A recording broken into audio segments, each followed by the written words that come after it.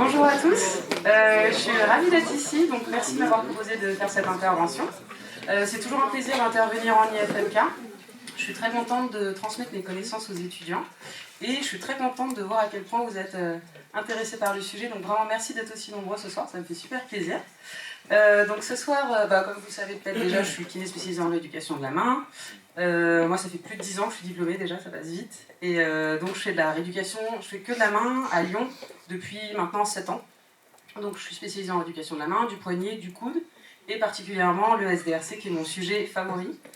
J'ai lu beaucoup d'articles sur le sujet et vraiment je trouve que c'est passionnant. Donc je suis membre du GEMSOR, donc c'est une association de rééducateurs de la main. Je crois qu'à Saint-Étienne, il n'y a qu'une seule kiné qui est membre du GEMSOR. Il y a quelques kinés que j'ai formés en rééducation de la main, mais je crois qu'il n'y en a pas beaucoup. Donc s'il y en a que ça intéresse, n'hésitez pas parce que les chirurgiens sont demandeurs. J'ai une page Instagram pour ceux que ça intéresse, donc c'était ça avec mes mains. Et en fait, je vais publier des choses sur des pathologies, sur des rappels anatomiques, sur différentes idées d'exercices. Et voilà, mon petit conflit d'intérêt pour cette présentation, c'est que je suis formatrice et je fais des formations en e-learning ou en présentiel. Donc, je vais vous parler du SDRC, une pathologie complexe, vous pouvez vous en douter. C'est en fait tout simplement, vous pouvez le voir sur mon diapo, c'est la présentation que je viens de faire au CIFEPK, donc il n'y a même pas 2 semaines en fait.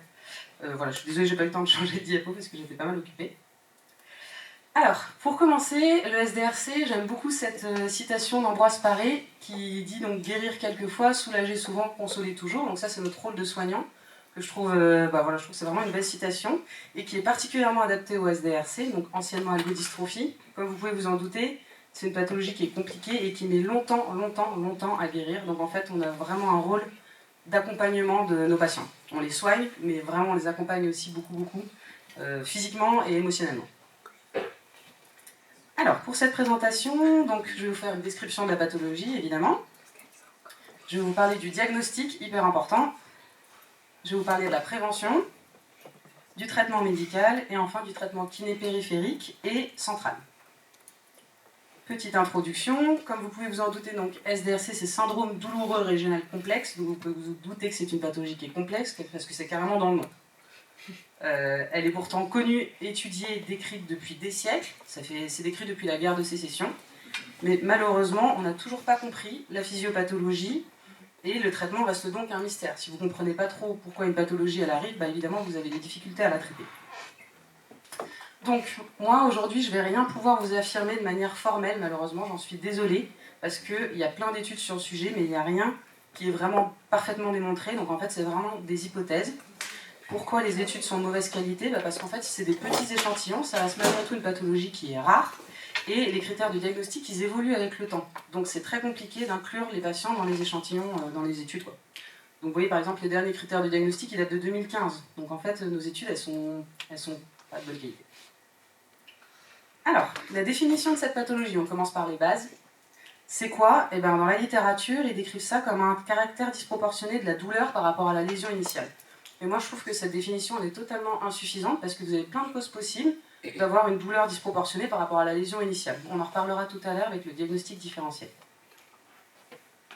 Ma définition, du coup, j'ai inventé une définition, c'est un bug du cerveau et du système de régulation de la douleur qui est amplifié en permanence. En fait, le SDRC, c'est une pathologie qui devient neurologique centrale. C'est pas juste une douleur qui est accentuée, il y a un vrai problème au niveau neurologique. Il faut savoir que ce n'est pas une pathologie qui est dans la tête, donc comme je vous ai dit, moi j'ai été diplômée il y a un peu plus de 10 ans, et vraiment à l'école de kiné j'apprenais que c'était psychosomatique, on me disait de toute façon c'est des femmes qui sont stressées, vous allez voir on va en reparler, oui c'est plus de femmes mais c'est pas pour cette raison. Donc vraiment il n'y a pas de corrélation entre l'état émotionnel du patient à la base et le fait de développer un SDRC, c'est-à-dire que vous pouvez être dépressif et ne pas faire de SDRC, et inversement ne pas être dépressif et faire un SDRC. Une maladie psychosomatique c'est par exemple vous êtes stressé et vous allez avoir mal au ventre. Ça, c'est complètement psychosomatique, vous voyez, c'est vraiment l'émotion qui va engendrer des symptômes.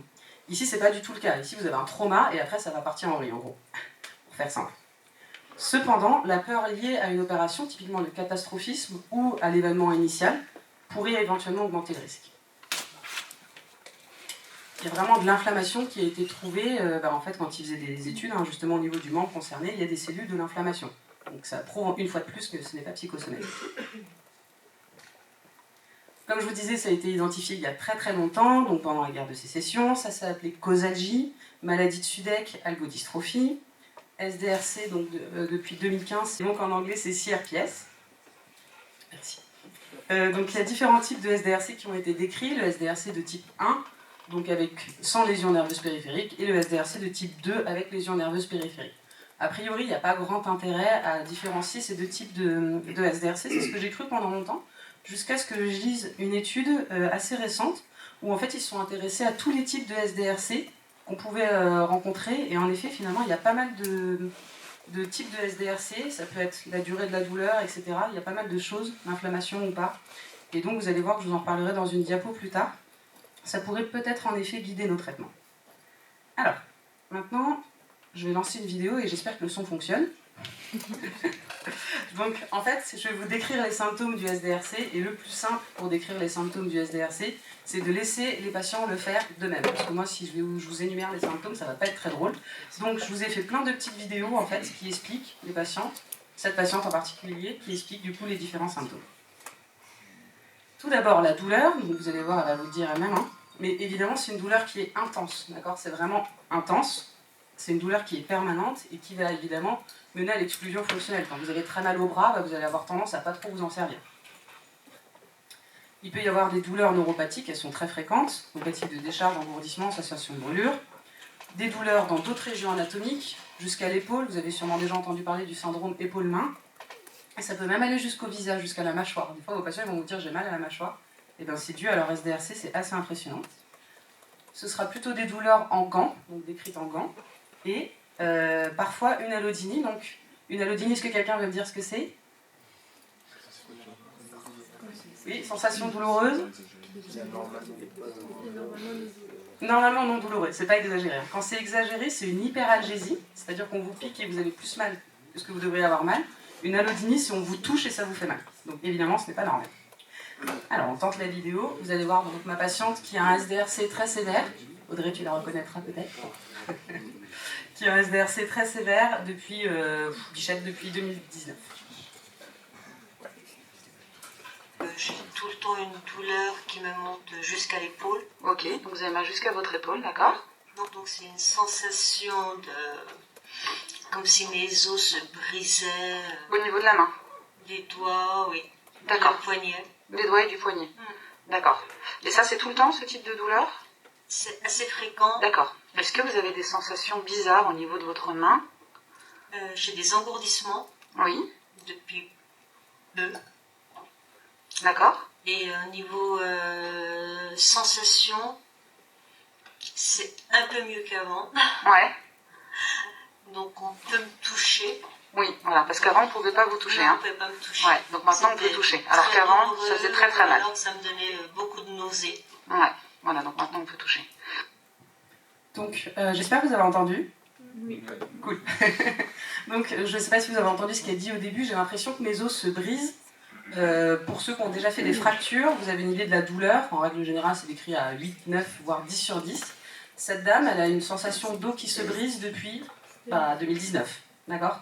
Donc, les patients qui ont des SDRC, ils souffrent en permanence, mais c'est horrible. D'accord ? C'est pour ça que des fois, ils ont l'air un peu énervés ou qu'ils ne sont pas très bien. C'est parce qu'en fait, ils n'en peuvent plus. Vous imaginez que pour vous, si vous êtes cassé à un truc, vous êtes dans le même état de douleur depuis 50 ans. C'est horrible. Donc juste pour avoir un petit peu de leur point de vue. J'ai tout. Alors, autre symptôme, du coup, ça va être par exemple l'œdème. Donc ça, vous l'avez sûrement déjà vu, hein, typiquement sur les SDRC en phase chaude, donc en phase aiguë. Au début, il sera localisé, donc la main elle est chaude, il prend un godet. Ensuite, il va s'étendre, il va devenir froid et induré, ça va être tout fibrosé. Et il va y avoir une disparition des plis cutanés. Au stade final, en fait, l'œdème il va fibroser. Et il va fibroser en regard des articulations, ce qui fait que malheureusement ça va empêcher la flexion des doigts. Parce que vous voyez par exemple, si vous pincez, allez-y, vous pouvez essayer sur vous, vous allez pincer la peau qui est sur la face dorsale de votre IPP, puis vous allez essayer de plier votre doigt. Là vous allez voir que vous ne pouvez pas en fait. Si vous n'avez pas les plis cutanés, vous ne pouvez pas. Et malheureusement, vos patients qui ont des SDRC, très souvent ils perdent la flexion des doigts si on ne s'occupe pas de la mobilité assez vite. Autre trouble, les troubles vasomoteurs. Donc la température cutanée, comme vous le savez, elle peut être plus chaude en phase chaude et plus froide en phase froide, rien de très compliqué. La couleur de la peau va être modifiée, elle sera plutôt rouge en phase chaude et plutôt blanche, grisâtre en phase froide. La pilosité, il y a très souvent de l'hypertrichose. Alors c'est assez impressionnant, donc comme vous pouvez le voir sur la photo du bas, c'est la même patiente là, que je vous ai présentée, qui a du coup des gros poils noirs drus, une espèce de gros poils de barbe, alors qu'en fait c'est une femme qui n'a pas de poils, quoi. Donc c'est assez impressionnant et c'est vrai que c'est un facteur qui peut vous guider dans le diagnostic, mais attention, à lui seul c'est pas suffisant. Les poils s'en vont à la fin du SDRC, hein. Rassurez vos patientes parce que ça les fait flipper de voir leur nom comme ça. Vos patients vont aussi très souvent avoir de l'hypersudation et ils vont avoir une modification des fanères. Vous entendrez très souvent vos patients vous dire j'ai les ongles cassants, fins et cassants. En fait, tout ça c'est dû aux troubles vasomoteurs, donc la peau fine, etc., les ongles cassants, etc. Autre symptôme, évidemment l'impotence fonctionnelle. Vous pouvez bien vous imaginer qu'avec une main dans cet état-là, vos patients ils sont pas très dégourdis de leurs membres atteints. Donc initialement, cette impotence, elle sera due à la douleur, à l'immobilisation, logique, mais malheureusement, après, il y a vraiment des raideurs mécaniques. Donc non seulement il y a l'œdème qui devient dur et qui empêche la mobilité des doigts, mais en plus, on a carrément un épaississement des tissus conjonctifs au niveau des doigts, du poignet et même de l'épaule. Donc c'est toujours la même patiente qui me sert du champagne pour me remercier de la rééducation, elle est trop gentille. Donc voilà, je voulais juste vous montrer comment elle tient une bouteille de champagne. Voilà, donc si la bouteille de champagne ça va, mais comme vous pouvez voir avec le verre, elle arrive quand même à serrer, mais en fait elle serre que avec son pouce et son index, et ses 3 derniers doigts sont complètement exclus. Et là elle va déjà beaucoup mieux, parce que si elle paye le champagne, c'est qu'on a déjà bien avancé. Autres symptômes, il y en a plein, désolé la liste va être un peu longue. Des troubles moteurs.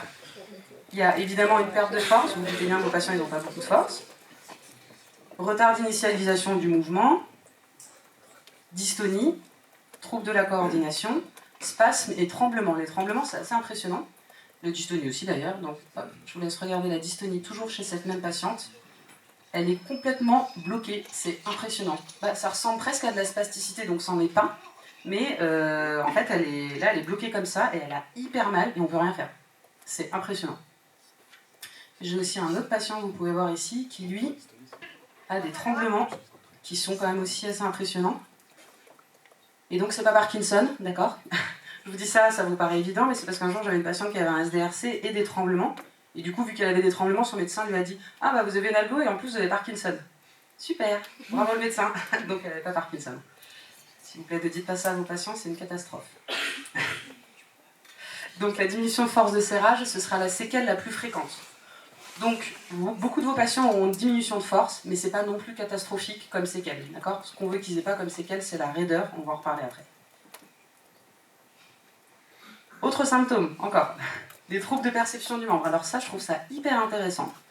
En fait, vos patients, ils vont avoir des sensations douloureuses et étranges, comme des sensations de membres fantômes. Ils vont avoir une perception de membre complètement modifiée, ils auront l'impression très souvent qu'il est plus grand, ou alors qu'il a une forme bizarre. Donc j'ai participé à, enfin j'ai pas fait l'étude, mais j'ai participé à du coup un questionnaire pour une étude dans laquelle on demandait en fait aux patients comment ils avaient l'impression que leur membre était. Et il y a des personnes qui ont l'impression que c'est un crochet de pirate ou une peau de banane qui pend. Donc rappelez-vous, ça fait des années qu'on pense que le SDRC c'est une maladie psychosomatique, et en plus vos patients ils ont l'impression d'avoir une peau de banane qui pend à la place de la main. Vous pensez qu'ils vont en parler facilement? Non, ils n'en parlent pas facilement parce qu'ils pensent qu'ils sont complètement cinglés. Et franchement, il y a de quoi. Alors qu'en fait, c'est absolument pas de leur faute, c'est leur cerveau qui fait des modifications corticales. Il y a également très souvent une asomatognosie, c'est-à-dire que le patient il a l'impression que c'est pas son membre. Et d'ailleurs, ils vont très souvent vous parler de leurs mains ou de leurs chevilles. Excusez-moi, j'ai oublié de vous préciser en introduction que tout ce que je vous dis là est tout à fait valable pour le membre inférieur. Là, moi, je suis spécialisée dans la main, donc j'ai surtout des mains. Mais ça marche pour les SDRC au niveau du genou, au niveau de la cheville. Et les patients, quand ils vont vous parler de leurs membres, ils vont souvent en parler à la 3e personne, comme si c'était une autre entité, en fait. C'est assez particulier comme description de leur corps. Et il faut savoir que ces troubles de perception sont présents dans les 3/4 des cas. C'est-à-dire que c'est énorme. Vous avez les 3/4 de vos patients qui vont avoir une perception erronée de leurs membres. Il faudra les rassurer, et ça aussi, ça part avec le temps, c'est comme les poils. Excusez-moi. Donc il y a pas mal de littérature sur le sujet. Il y a d'autres troubles neurologiques centraux, comme l'héminégligence, c'est impressionnant. Donc là pareil, vous avez écouté ma patiente parler, moi j'ai vraiment cru qu'elle avait fait un AVC. Donc je lui ai dit, oula mais ça m'inquiète ce que vous me dites, vous pensez que je fais un AVC? Oui. Elle me dit, bah non, je fais pas d'AVC, j'ai fait une IRM cérébrale, tout va bien. Vraiment, c'est fou. Et du coup, ça a vraiment, pareil, été décrit dans la littérature. Vous avez clairement des tableaux où ils vont comparer les symptômes des AVC aux symptômes du SDRC. Donc, je vous laisse écouter ce que dit la patiente. Pardon, c'est moi qui ai coupé le son. Une négligence que vous avez, c'est-à-dire des moments où vous percevez. Est-ce que vous pouvez également me décrire du coup les sensations d'héminégligence que vous avez, c'est-à-dire des moments où vous ne percevez pas bien l'espace qui est situé à votre gauche, c'est-à-dire l'espace côté de votre main? Au tout début de mon accident, en fait, après mon choc, quand j'étais dans la maison, il n'y avait aucun souci. Par contre, j'avais tout le temps l'impression que les gens allaient me frapper, ou ils étaient trop près, ou... Vous allez vous cogner en passant, en fait, c'est ça? Voilà. Ouais, d'accord. Et en fait, j'ai compris qu'on m'a expliqué que mon cerveau s'était déconnecté de mon côté gauche. Et quand j'étais dehors, en fait, j'étais complètement déphasée, parce que comme il n'y avait pas de mur ni quoi que ce soit, il n'y avait pas de repère. Et comme j'avais plus de sensations dans le bras ni dans la main, j'avais plus les capteurs sensoriels qui marchaient, en fait, j'étais complètement perdue, je ne savais pas de quel côté tourner ni où aller. D'accord.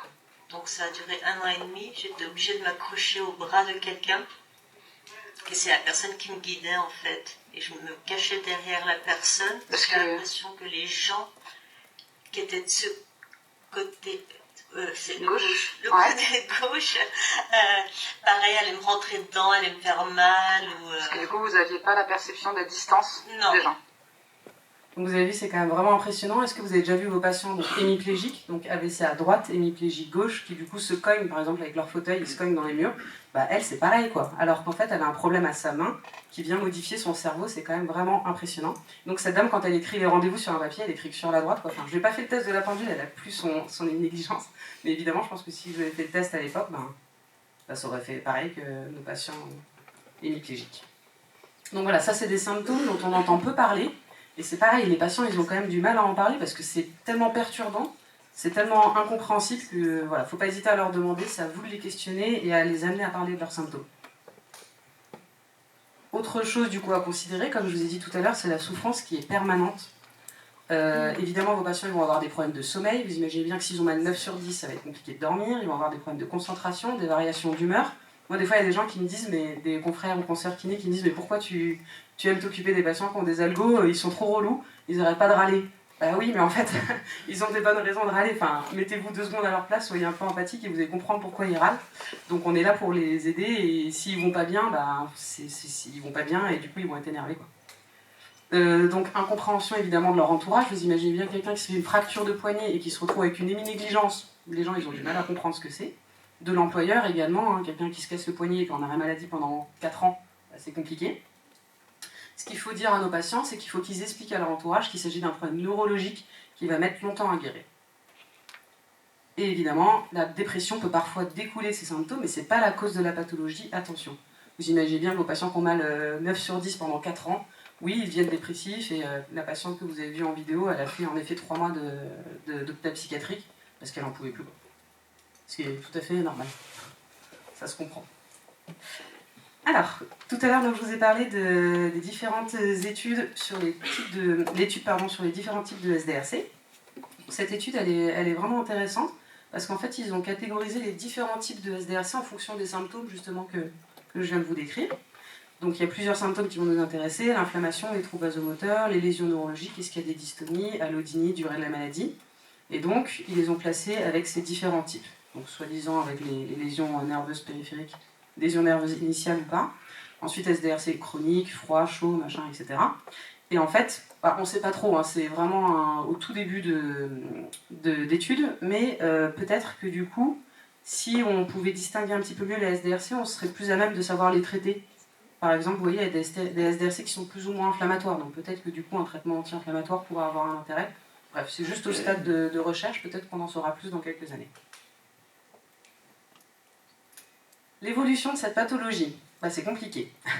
Alors, en théorie, il y a 3 phases. En théorie, donc la phase chaude, inflammatoire au début, qui est censée durer quelques semaines. Puis la phase froide, qui est censée durer quelques mois, voire quelques années, et cette phase froide, en fait, elle peut commencer dès le début. Donc vos patients, ils n'auront pas forcément une phase chaude dès le début. Ça, j'ai appris ça il n'y a pas longtemps. Je trouvais ça assez surprenant. Et ensuite, c'est la phase atrophique, donc c'est la phase séquelaire. Du coup, vos patients, ils sont tout raides et malheureusement, on ne peut plus faire grand-chose. Sachez cependant que la durée de ces phases reste complètement variable et que du coup, il n'y a pas d'intérêt à distinguer une phase chaude d'une phase froide. Parce que le traitement sera exactement le même. Alors pareil, il y a quelques temps, on nous disait qu'il faut attendre que la phase chaude soit terminée pour commencer la rééducation. C'est une très mauvaise idée parce que si vous attendez que la phase chaude elle soit finie, vos patients ils arriveront, ils seront tout raides. Du coup, vous ne pourrez rien faire. Donc surtout pas, il faut commencer le traitement le plus vite possible. Donc nous, on doit éviter de laisser la raideur s'installer pendant la phase chaude. L'évolution de cette pathologie, donc on continue sur ce sujet.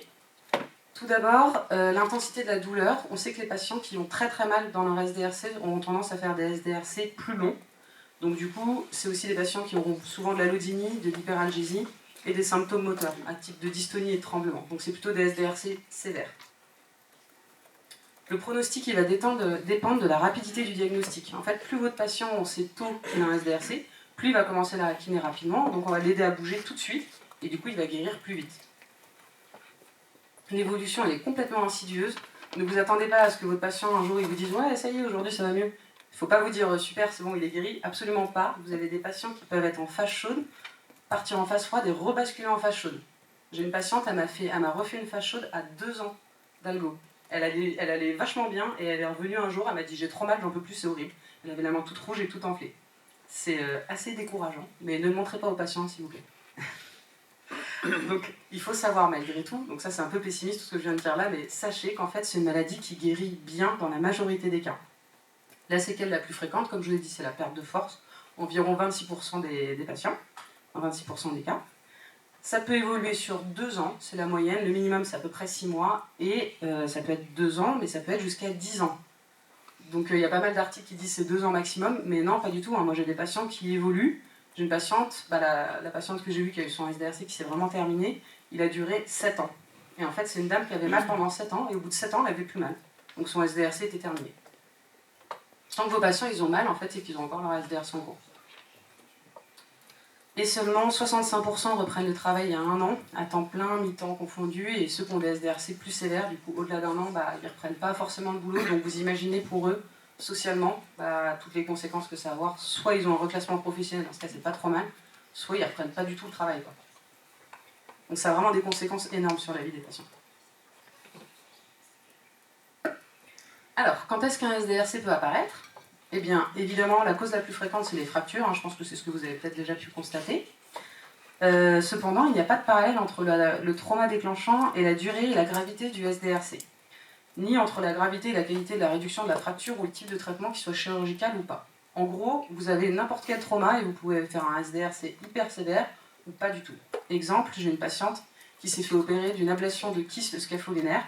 Et bien c'est elle qui a fait un SDRC de 7 ans. Voilà. Donc les kystes, on n'y touche pas. Évitez de toucher aux kystes à part s'ils écrasent un nerf. C'est une chirurgie qui fait prendre des risques pour presque rien. Je ne vais pas partir sur les kystes, mais au moins vous saurez ça. Autre cause possible, en fait presque rien. Une simple contusion, des brûlures superficielles, une gelure, un plâtre trop serré. Ça arrive assez souvent, malheureusement, nos patients ne sont pas confortables dans leurs immobilisations. Alors, comment on diagnostique cette pathologie selon vous ? Je vous écoute.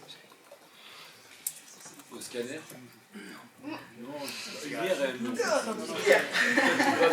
entendu par là. Non. J'ai entendu quelqu'un dire là-bas. Oui, merci. Critères de Budapest. Merci. Surtout pas scintigraphie osseuse. Donc non, on va en reparler tout de suite. Donc ça, c'est ce que j'ai appris il y a 10 ans à l'école de kiné. Donc non, mais ça fait 10 ans. Moi, c'est pour ça. Donc non, vous allez voir qu'il y a beaucoup mieux que la scintigraphie osseuse. Il y a plein de chirurgiens qui continuent à prescrire la scintigraphie osseuse. Je me bats avec les chirurgiens de Lyon, qui sont pourtant venus de bons collègues, voire des amis. Je leur dis arrêtez de me prescrire des scintigraphies osseuses, ça sert à que dalle.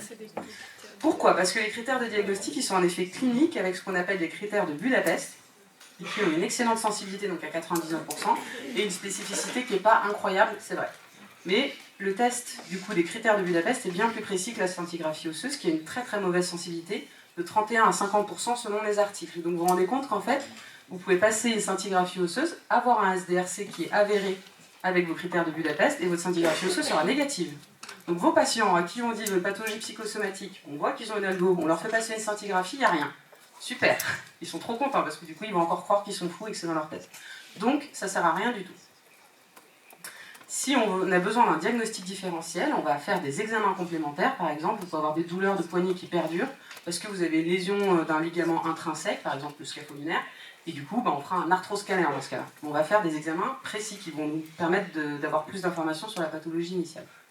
On ne va pas faire des scintigraphies osseuses. Donc, malheureusement, pour les critères de Budapest, le nombre de faux positifs est encore trop présent. Donc, ce n'est pas un gold standard. Ça veut dire que là, du coup, il n'y a pas grand-chose encore sur le sujet, mais ils sont encore en train d'essayer de trouver des nouveaux critères pour diagnostiquer le SDRC. Donc, nouveaux critères veut dire les études seront à nouveau plus fiables, en fait. Donc, on n'aura jamais d'études fiables sur cette pathologie, je crois. Enfin, si on arrive vraiment à trouver bien comme il faut et qu'on garde ça pendant plus de 20 ans. À quoi ça ressemble les critères de Budapest? Eh bien, ça ressemble à ça. Donc, c'est des questions et des petits tests qu'on va faire à nos patients. Et ces éléments-là, vous, en tant que kiné, vous devez absolument les connaître. Pourquoi? Parce qu'en fait, vos patients, quand ils vont faire un SDRC, ce sera 2 mois, ou plutôt 3, moi je dis 3 mois après leur traumatisme. D'accord? Et qui voit encore les patients 3 mois après le traumatisme? Vous. Du coup, il n'y a personne d'autre qui voit encore les patients. Le chirurgien, il a fini son boulot. L'infirmière, évidemment, ça a duré 2 semaines, c'est terminé. Peut-être qu'ils verront le médecin traitant, mais le médecin traitant, est-ce qu'il sera calé en SDRC? Pas sûr. Donc en fait, les seules personnes qui seront capables de dire si votre patient a un SDRC ou pas, c'est vous. Alors, du coup, ces critères de Budapest, ils sont assez simples. Et il y a 2 critères très importants. La première question, douleur continue disproportionnée par rapport à l'événement initial. Si votre patient il vous dit qu'il a pas mal, c'est pas un SDRC, d'accord? Terminé. Parce que je ne vous dis pas le nombre de patients qu'on m'envoie, parce que vu que je suis spécialisée là-dedans, on m'en envoie beaucoup. Et le nombre de fois on m'envoie des patients, et je commence chez les critères de Budapest, je dis vous avez mal, ils me disent non. C'est pas une algo, d'accord? Algo ça veut dire douleur, et syndrome douloureux régional complexe, c'est douleur. Donc il n'y a pas de douleur, c'est pas une algo, terminé. Ensuite, donc, vous avez tout ce qui est justement vasomoteur, etc., qu'on a vu tout à l'heure dans les symptômes. Et enfin, la dernière question, qui est donc très très très importante, c'est aucun autre diagnostic ne rend mieux compte des signes et des symptômes. Pourquoi cette question elle est hyper importante? Parce que le SDRC, c'est un diagnostic poubelle. Votre patient il va pas bien, il a mal, on ne sait pas pourquoi, et ben on n'a qu'à dire qu'il a une algo. C'est un peu comme la fibromyalgie, vous voyez, vous avez des patients des fois qui ont des maladies rhumatismales, ils n'ont pas fait les bons tests, ben, il a mal un peu partout, et là, il a une fibromyalgie, terminé. L'algo, je ne vous dis pas le nombre de patients qu'on m'envoie pour algo et ils n'en ont pas en fait. Je pense que c'est 1/3 de mes patients. En fait, c'est juste que le diagnostic différentiel a mal été fait. Voilà pour les 2 questions les plus importantes des critères de Budapest. Attention, cependant, vous n'êtes pas médecin, on reste à notre place. Donc, on ne pose pas de diagnostic. Vous allez me dire, comment je fais pour les faire, ces critères de Budapest? J'essaie de faire un truc un peu comme je peux. Je dis aux patients, écoutez, là, on est à 3 mois, vous avez toujours très mal. Je trouve ça un peu bizarre, vous avez un peu d'inflammation et tout. Je vais vous faire un petit test et puis j'en parlerai avec votre médecin. Vous ne le faites pas flipper, vous ne lui parlez pas d'algo et surtout vous ne posez pas de diagnostic. Vous faites vos critères de Budapest et s'ils sont positifs, vous les envoyez au médecin traitant ou au chirurgien. Alors, dans l'idéal plutôt au chirurgien parce qu'il est censé faire le suivi post-opératoire. En fait, il fait le service après-vente tout simplement. Le SDRC est une des complications les plus fréquentes des chirurgies de la main et du poignet. Et donc voilà, vous en parlez avec le médecin, vous dites écoutez docteur, j'ai constaté des critères de Budapest positifs, qu'est-ce qu'on fait, est-ce que vous le revoyez en consultation, etc. Mais vous ne me dites rien. Ok? Parce que je connais plein de gens qui font des diagnostics aux patients, c'est pas notre rôle, et en vrai tant mieux, parce que c'est une sacrée responsabilité, donc je suis contente de ne pas poser de diagnostic. Si vous voulez en savoir plus, donc là je ne vais pas avoir le temps, mais si vous voulez en savoir plus, du coup j'ai une chaîne YouTube aussi, et donc j'avais filmé une patiente pour qui je faisais les critères de Budapest en direct. Ça va pour le diagnostic du coup? Bien. Diagnostic différentiel. Comme je vous ai dit, il y a plein de causes possibles à une douleur disproportionnée par rapport à la lésion initiale. Et en plus, dans la fracture de l'extrémité distale du radius, la fameuse fracture de poutre-col, vous allez avoir plein de patients qui ont de la douleur, de l'œdème, de l'hypertrichose, donc les poils qui poussent, et de l'impotence fonctionnelle. En fait, c'est les conséquences d'une simple immobilisation. D'accord? Donc en fait, si vous avez une dame qui a par exemple la 60aine d'années, elle est ménopausée, elle est peut-être ostéoporotique, du coup elle va avoir des difficultés à cicatriser, à consolider au niveau osseux. Peut-être qu'elle va mettre 2 mois et demi à consolider au lieu de 1 mois et demi. bah, en fait, elle sera toujours enflée, elle aura toujours mal, on enlève son plâtre, bah, elle a mal. Et ben ça y est, elle a 2 mois et demi, on va lui dire qu'elle a une algo. C'est faux en fait. C'est juste qu'elle est peut-être pas encore cicatrisée, d'accord? Donc faites attention à ça, parce que c'est pareil, j'en ai eu plein des patients qui viennent me voir, alors qu'en fait, vous attendez 2 semaines et ils vont très bien. Toutes les autres causes possibles, encore je pense qu'il en manque, ça peut être une origine ischémique, une douleur sous le plâtre, un syndrome d'éloge au niveau des membres supérieurs, ça existe aussi. Ça peut être une infection, ça peut être neurologique. Typiquement, le canal carpien secondaire à la fracture de poignet, le nombre de patients qui font ça, c'est énorme. En fait, quand vous faites une fracture de poignet, du coup, vous avez de l'hématome et de l'œdème au niveau de votre radius, et c'est susceptible de comprimer votre nerf médian. Donc en fait, vous avez un canal carpien qui est temporaire, et du coup, qui va faire des douleurs neuropathiques qui vont irradier. Donc ça, c'est pareil, les médecins, ils voient ça, ça y est, ils disent que c'est un SDRC.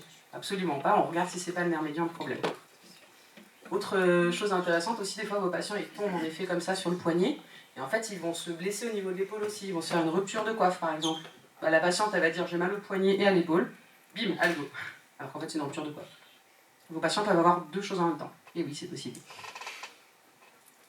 Conflit mécanique avec le matériel d'ostéosynthèse, bah, tout simplement, je vous montrerai une image tout à l'heure, mais une vis ou je sais pas, une broche qui dépasse et qui vient écraser un nerf ou je ne sais quoi. Ça fait très mal, parce que ça écrase et du coup, ce qu'il faut faire, c'est l'enlever. Une distraction excessive des fixateurs externes, aussi des fois s'ils sont mal réglés, ça peut faire mal. Une posture articulaire extrême, donc ça c'est des mauvaises immobilisations. Typiquement, il y a plein de patients qui sont très mal immobilisés aux urgences, et ça peut leur faire mal. Des ulcérations, des hématomes importants, bref, vous voyez qu'il y a plein de causes possibles d'avoir mal longtemps. Alors, maintenant je vais vous parler de la prévention du SDRC. C'est un sujet qui me plaît beaucoup, parce qu'en fait vous avez compris que cette pathologie, elle est hyper galère. Elle dure très longtemps, et vous allez voir qu'en plus pour la soigner, on n'a pas beaucoup d'outils. Donc le mieux, évidemment, c'est d'essayer de l'empêcher. Donc là, je suis très contente qu'il y ait plein de kinés. Enfin, je ne sais pas si vous êtes tous kinés. Est-ce que vous êtes tous kinés? Enfin, ou futurs kinés, pardon. Ouais, ok. Donc je suis très contente que vous soyez nombreux parce que du coup, vous serez capable de faire de la prévention du SDRC. Enfin, en essayant d'appliquer ce que je vais dire. Il y aura des trucs sur lesquels vous ne pourrez pas agir. Mais... Donc, pour prévenir une maladie, il faut s'intéresser aux différents facteurs de risque. Quels sont-ils ces facteurs de risque dans le SDRC? Être une femme. On n'a pas de bol jour. Donc, il y aura 4 femmes pour un homme, du coup, âge 47 ans, et fracture intra-articulaire, et particulièrement la fracture de l'extrémité distale du radius. À votre avis, pourquoi, du coup? Pourquoi c'est des femmes de 47 ans avec des fractures du poignet? Oui, merci. Ostéoporose, bien joué. Donc, la fracture de l'extrémité distale du radius, c'est la 2e fracture la plus fréquente après le col du fémur. CQFD, les femmes ne sont pas folles. Pas toutes. Autre cause possible, c'est l'immobilisation et des niveaux de douleur plus élevés au début, dans les premières phases du traumatisme. Donc, comment on peut prévenir, du coup, ces femmes d'une 50aine d'années qui ont des fractures de poignet? En fait, il faut prévenir l'ostéoporose. C'est tout simple. Mais en fait, il y a plein de femmes qui ne sont pas du tout traitées pour l'ostéoporose, ce qui est assez dingue parce que c'est très simple.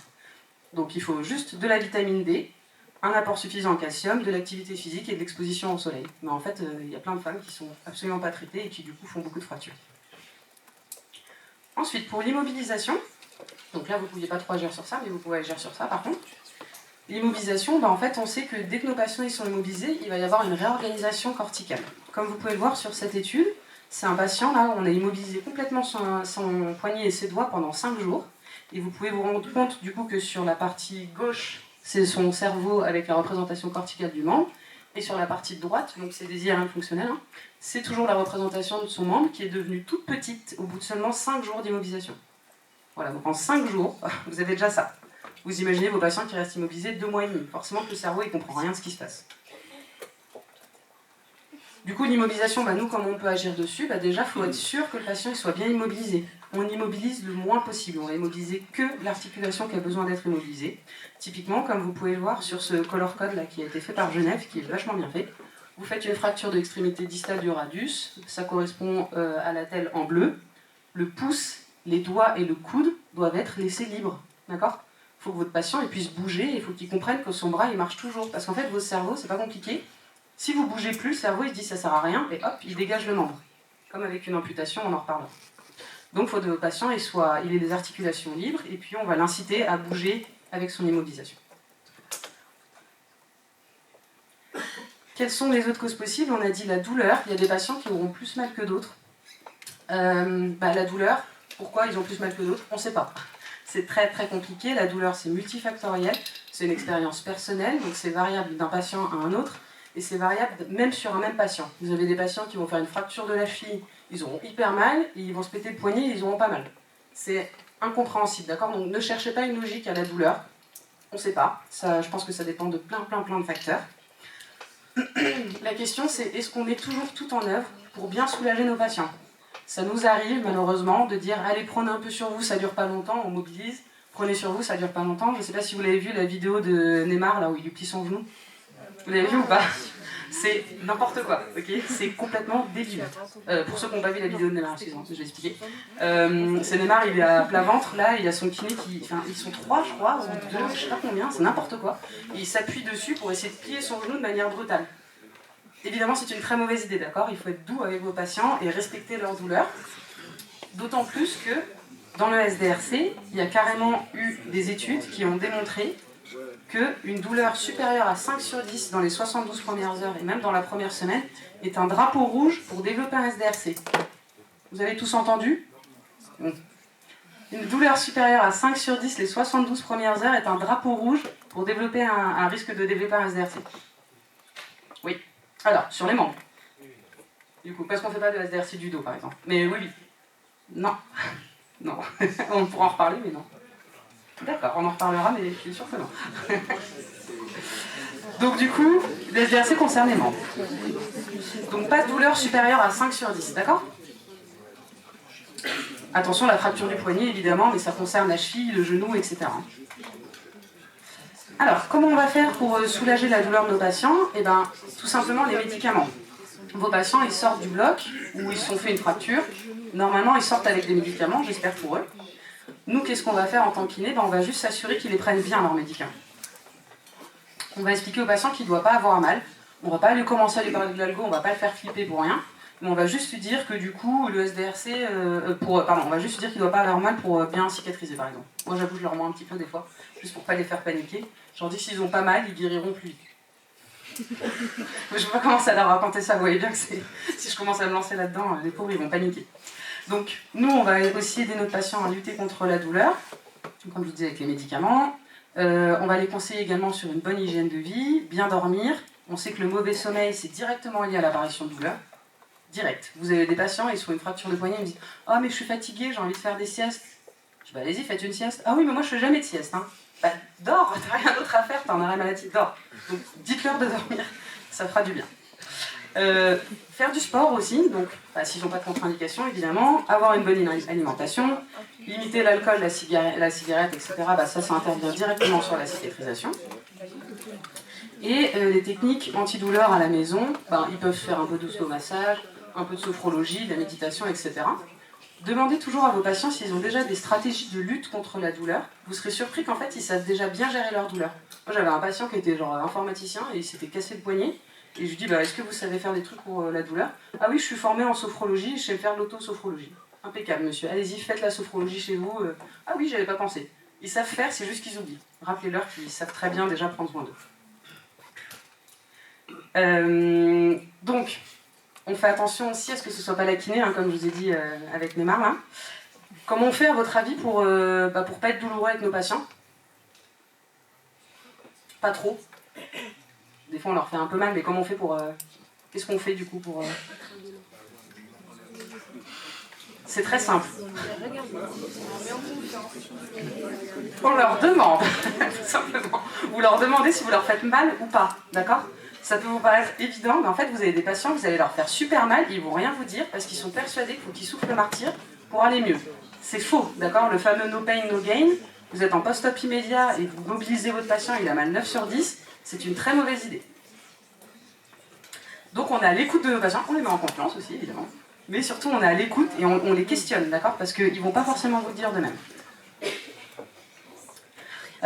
Donc ça, c'est du coup, j'avais présenté la prévention du SDRC au congrès de chirurgie de la main il y a 2 ans, et donc j'avais fait un petit sondage sur les causes de SDRC selon les patients, parce que j'en ai marre que ce soit les professionnels de santé qui fassent des suppositions à la place des personnes concernées. Donc j'avais fait un petit sondage, j'avais plus que 33 réponses, mais un sondage anonyme. où j'avais dit aux patients, quelle est selon vous la cause de votre SDRC ? En fait, vous voyez qu'il n'y a que 2 personnes qui ont dit stress et fatigue, donc finalement l'état émotionnel, et tous les autres, ils ont trouvé d'autres causes. Vous avez vu l'immobilisation douloureuse, plâtre non adapté, c'est déjà 12 personnes sur 33, pardon. La gravité du trauma initial et la rééducation trop douloureuse, numéro 3. Donc c'est pas toujours de la faute du kiné, mais ça peut. Faites gaffe. Autre prévention possible, la vitamine C. Alors, la vitamine C, c'est pas fou, on n'est pas trop sûr de l'intérêt de cette molécule. Cependant, ça coûte pas cher, il y a peu d'effets secondaires. Donc le résultat de cette méta-analyse, je vous l'ai mis ici, c'est qu'il y a peu d'effets secondaires, c'est pas cher, et a priori 50 mg par jour pendant 50 jours réduirait de moitié le risque de SDRC. En fait, même si c'est faux, même si ça marche pas sur le patient, c'est pas très grave. La vitamine C, vous en prenez en mangeant une orange, donc ça vous fait pas de mal. Et il faudrait prendre plus de 27 grammes par jour pour commencer à être délétère. Donc je pense pas que les patients aient 27 grammes de vitamine C par jour. Donc on leur dit de prendre la vitamine C, pareil, ils disent « Ah mais à quoi ça sert la vitamine C ?» Je leur dis « C'est pour bien cicatriser. Vous aurez moins mal. » Je sais pas, je leur dis ce que je peux. Alors, et enfin, la gêne qui découle de la chirurgie. Je vous en ai déjà parlé tout à l'heure, mais le matériel d'ostéosynthèse qui peut être douloureux. Vous pouvez le voir chez cette dame. Donc j'ai entouré en rouge. On va mettre un matériel d'ostéosynthèse pour une fracture, pour la stabiliser. Vous avez bien compris, la fracture est déplacée. On la remet droite, on met des plaques, des vis, on fait un peu de bricolage. Enfin pas moi, les chirurgiens, heureusement que c'est pas moi. Et on fait un peu de bricolage. Et dès que c'est cicatrisé, si ça gêne, il faut vite enlever le matériel s'il pose problème. Comme vous pouvez le voir du coup sur cette image. Cette dame, elle avait fait une fracture de tête radiale et sa vis était beaucoup trop longue puisqu'en fait elle va jusque dans le cartilage de l'ulna. Donc c'est une dame qui s'est fait opérer par un chirurgien de Lyon que je ne vais pas citer. Du coup il l'a opérée, il lui a mis la vis, elle est venue le voir à 6 semaines pour la consultation post-opératoire, elle a dit écoutez docteur, j'ai trop mal, quand je fais de la pronation supination, là ça me déglingue. Il lui a dit madame vous avez une algodystrophie ? Bah oui, c'est quand même plus simple. Du coup elle cherche sur YouTube, elle tombe sur moi, ma vidéo sur l'algo, etc. Elle vient chez moi, elle me dit bonjour j'ai une algodystrophie. Je regarde sa radio, je fais je suis pas trop sûre que ce soit une algodystrophie, je demande à mon ami chirurgien, parce que vous savez pas lire les radios, d'accord ? On est kiné, rappelez-vous, on n'est ni radiologue ni chirurgien. Donc je demande à mon ami chirurgien, je lui envoie, je lui dis t'en penses quoi ? Elle me paraît un peu longue la vis. Il dit oui évidemment elle est trop longue et du coup ça lui fait super mal quand elle tourne en fait. Et donc elle est en train de commencer à faire une algo, donc déjà 6 semaines c'est trop tôt. Elle commence à faire une algo et en fait le chirurgien lui a vite enlevé la vis, elle allait beaucoup mieux. Voilà, c'est comme si vous aviez un caillou dans la chaussure, faut l'enlever le caillou. Vous avez sûrement entendu des chirurgiens qui disent moi je veux surtout pas opérer un patient parce que s'il a une algo, il va en refaire une.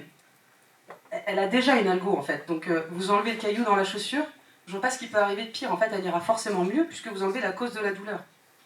Voilà, c'est vraiment très simple. Donc ça aussi j'essaie de le dire aux chirurgiens, c'est pas toujours évident, mais il y en a quelques-uns qui écoutent les kinés, d'autres un peu moins. Voilà. Donc maintenant concernant le traitement, on va entrer dans le vif du sujet. Traitement médical. Heureusement, on a dit la plupart de nos patients vont guérir. Il faut avoir du bon sens du coup dans le traitement médical. Il ne faut pas être trop agressif dans la thérapie parce qu'en fait c'est une maladie qui guérit plus ou moins toute seule en fait. C'est juste qu'on ne sait pas combien de temps ça va prendre. Il n'y a pas de traitement médicamenteux curatif. Vous avez une infection, on vous donne des antibiotiques. Et encore, ça ne marche pas à tous les coups. Mais là, ce sera quand même un traitement curatif. Vous avez une algodystrophie, il n'y a pas de médicament qui guérit l'algodystrophie, ça n'existe pas. Donc la prise en charge, évidemment, il faut qu'elle soit pluridisciplinaire et qu'elle prenne en compte la qualité de vie du patient. On va en reparler juste après. Alors, les antalgiques, en fait, il n'y a aucune recommandation ferme, c'est-à-dire que parfois, on ne trouve aucun médicament efficace. Donc rappelez-vous vos patients qui ont mal, sensation d'os qui se brise, donc douleur à 9 sur 10, et il n'y a aucun médicament. Il n'y a rien à faire. Vous faites une fracture, on vous donne de la morphine, vous avez moins mal. Les patients qui ont un SDRC avec une douleur à 9 sur 10, vous leur donnez de la morphine, ça se trouve, ça ne leur fera rien. Donc il faudra établir des règles pour stopper les traitements, parce que s'ils ne sont pas efficaces, il peut y avoir de gros effets secondaires, vous allez voir pourquoi. Les médicaments qu'on peut recommander à nos patients, c'est le paracétamol, ça va.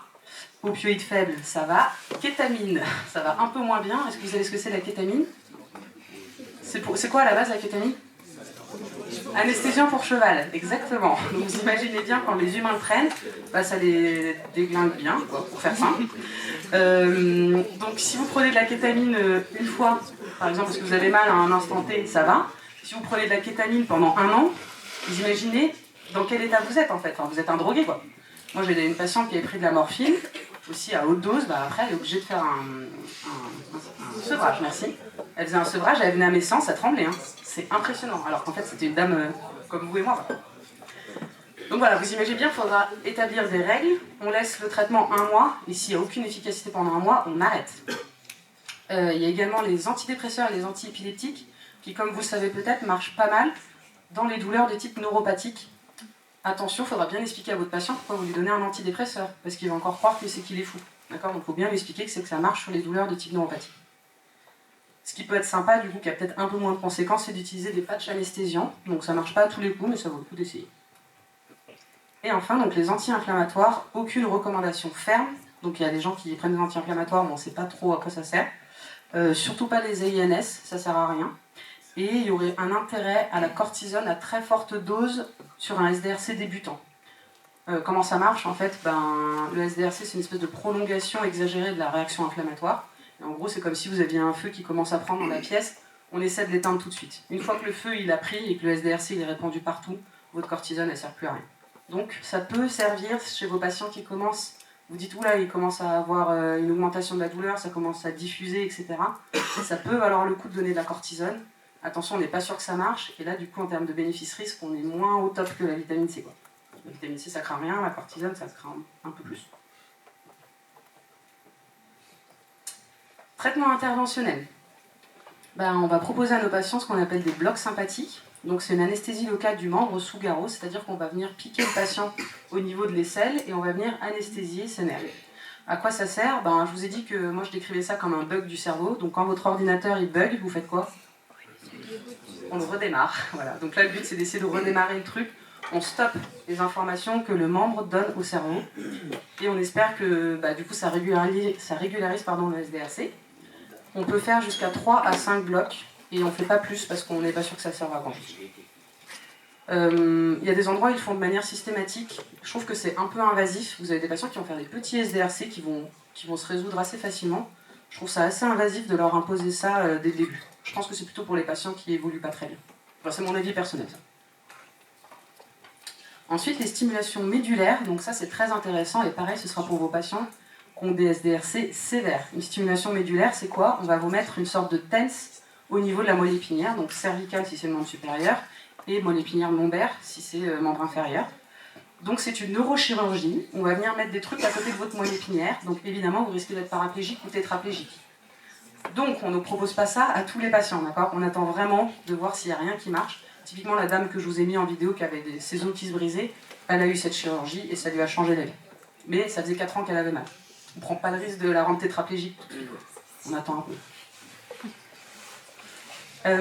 Là, dans les dernières études, du coup, j'ai vu ça au congrès de chirurgie de la main l'an dernier, là, les neurochirurgiens, ils sont en train de faire des études sur la stimulation des ganglions de la racine dorsale qui, a priori, fonctionnerait encore mieux que la stimulation médulaire classique. Et enfin, la chirurgie, donc comme je vous ai dit, pour lever une épine irritative, vous avez compris, vous avez un caillou dans la chaussure, on l'enlève, c'est pas plus compliqué que ça.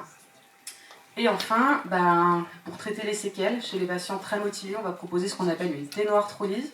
Une ténoarthrolyse, c'est quand on va venir couper les adhérences. Donc le chirurgien, il va ouvrir, et au scalpel, il va venir couper toutes les adhérences qui ressemblent, en fait, les adhérences, je sais pas si vous êtes déjà allé au bloc et si vous avez déjà vu des adhérences, mais ça ressemble à des espèces de morceaux de peau qui sont collés sur les tendons ou qui sont collés sur ce que vous voulez, sur les poulies ou je ne sais quoi. Et du coup, le chirurgien, il vient couper toutes ces adhérences avec son scalpel. Imaginez quand vous avez un SDRC, vous avez des raideurs de tous vos doigts, de toutes les articulations et de votre poignet. Du coup, pour faire une ténoarthrolyse sur un SDRC, c'est quand même vraiment compliqué. Voilà. J'ai conseillé une arthrolyse qu'à un seul patient, dont je vais parler. Ah oui, pardon. Pas de lien entre la persistance ou la récidive d'un SDRC, ça je vous en ai déjà parlé. Et donc le patient à qui j'ai conseillé la ténoarthrolyse, c'est ce monsieur. Parce qu'en fait, il est venu voir ce monsieur au cabinet. Son autre main, elle est normale, hein. D'accord. Il vient me voir avec une main comme ça. Je fais OK, c'est bizarre. Donc évidemment, je fais les critères de Budapest. Je me dis, ce monsieur, il a un SDRC. Critères de Budapest, négatif. Pourquoi ? Parce que première question, je lui dis, est-ce que vous avez mal ? Non. Bon, terminé. En fait, c'est un monsieur qui a fait un SDRC et qui s'est terminé parce qu'en fait, il est venu me voir 1 an après. Il a fait 1 an d'errance thérapeutique. C'est une pathologie qui est surdiagnostiquée, et là, ce pauvre monsieur, il a fait une fracture de poignet avec un gros SDRC derrière, et personne ne l'a vu. Donc, pour une fois que j'aurais bien voulu qu'on dise qu'il avait un SDRC, il vient me voir, 1 an après, et ses doigts, ils sont raides, j'ai jamais vu ça. On dirait des bâtons, donc j'essaie de plier ses doigts, mais comme si j'essayais de plier un bâton très rigide, je pouvais rien faire. Je lui ai dit, je suis désolée monsieur, on a raté le coche, je peux absolument rien faire pour vous.